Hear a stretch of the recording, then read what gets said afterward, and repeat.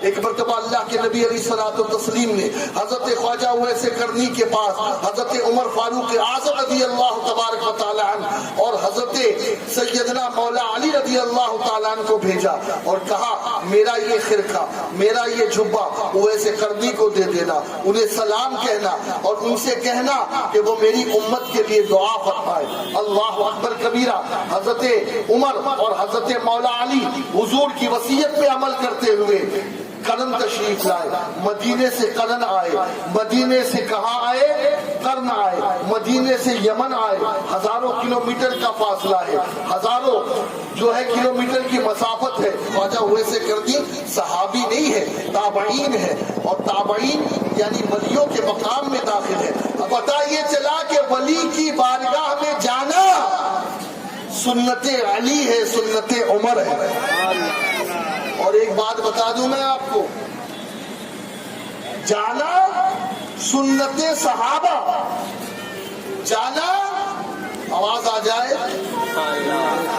اللہ والے کے آستانے پہ جانا سنت صحابہ، اور اللہ والوں کے پاس بھیجنا سنت مصطفیٰ ہے۔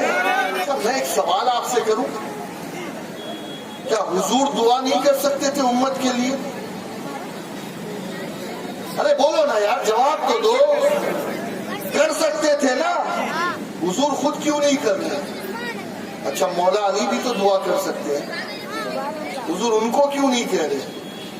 حضرت عمر بھی تو دعا کر سکتے انہیں کہ تم ہو، اویس اویس ہے، وہاں فاصلوں کی زیادتی سے عنایتوں میں کمی نہیں، وہاں فاصلوں کی زیادتی سے عنایتوں میں کمی نہیں۔ کوئی پاس رہ کے بلال ہے، کوئی دور رہ کے اویس ہے، کوئی پاس رہ کے بلال ہے، کوئی دور رہ کے اویس ہے، کوئی پاس رہ کے بلال ہے۔ کرم سفر ہو رہا ہے، نظر سفر پڑ گئی۔ اور پتہ ہے آپ کو ایک دوسرا مضمون بیان کرنے، حضرت خواجہ اویس کرنی کی بارگاہ میں جب تشریف لائے نا، کون تشریف لائے؟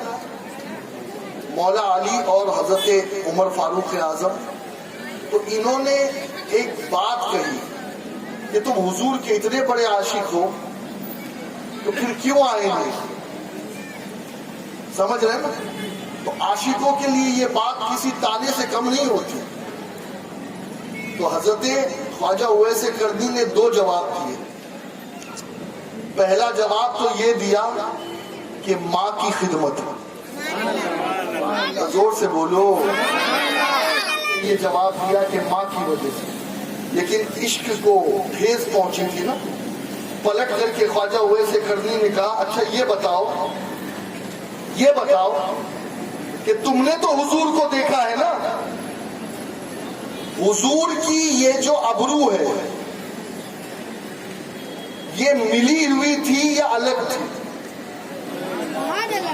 خواجہ اویس کرنی مولا علی سے اور حضرت عمر سے پوچھتے یہ ملی ہوئی تھی یا الگ؟ اب یہ دونوں چپ۔ حضرت عمر فرماتے ہیں کہ تجلیوں کا ایسا پہرا تھا کہ قریب رہ کر بھی کبھی آنکھ بھر کر ہم دیکھ نہ سکے حضور۔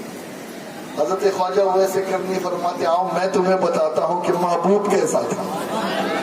تڑپ کر بولو، یاد رکھیں ضروری نہیں ہے کہ جو مدینے میں ہوگا سنہری جالیوں کے سامنے ہوگا اسی پر حضور کا کرم ہے۔ نہیں، کبھی کبھی تو ایسا ہوتا ہے کہ پورا مدینہ گھوم آنے کے بعد بھی خالی کا خالی رہتا ہے، اور جس پر کرم ہو جاتا ہے تو گھر بیٹھے مصطفیٰ جھولی بھی بھر دیتے ہیں، زیارت بھی عطا کرتے ہیں۔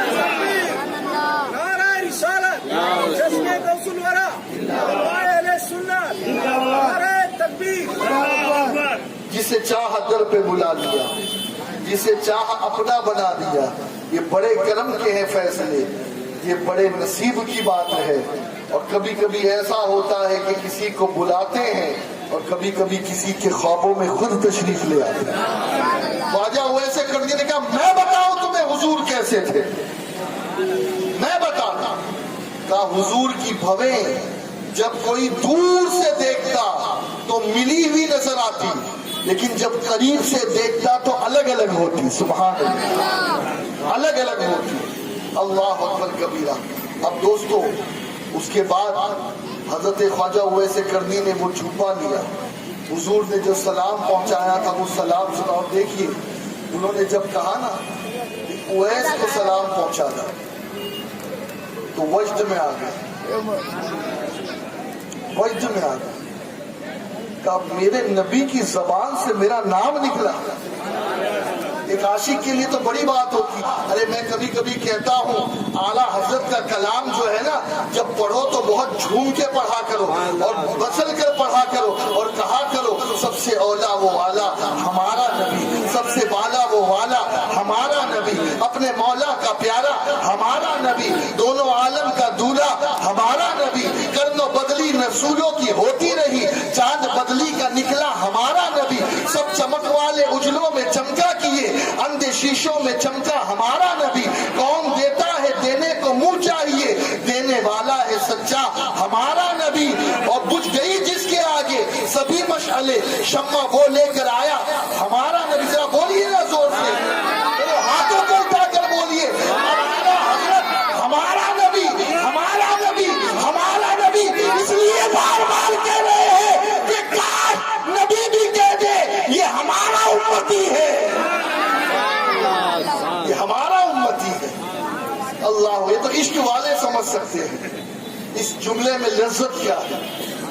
اس جملے میں لذت کیا, نبی ہمارا کہہ دے, نبی اپنا کہہ دے.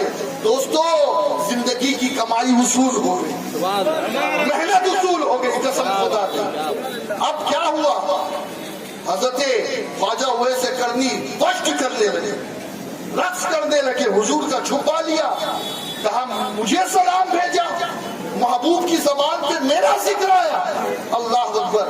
اور اس کے بعد اللہ کا شکر ادا کر کے سجدے میں گئے اور کہا مولا میرے نبی کی امت کو بخش دے, میرے نبی کی امت کو بخش دے, میرے نبی کی امت کو بخش دے.